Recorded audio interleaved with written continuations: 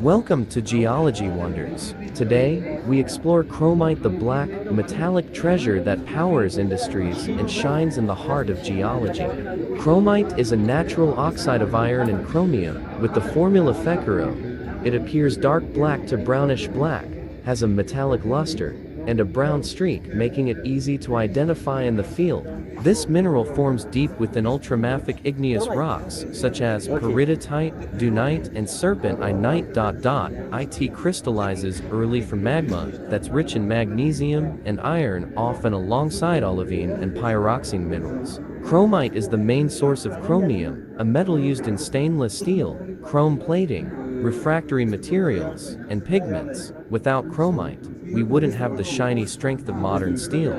Major producers include South Africa, India, Kazakhstan, and Turkey, supplying the world's growing demand for chromium. Like, share, and subscribe to Geology Wonders, where every mineral tells the story of our Earth.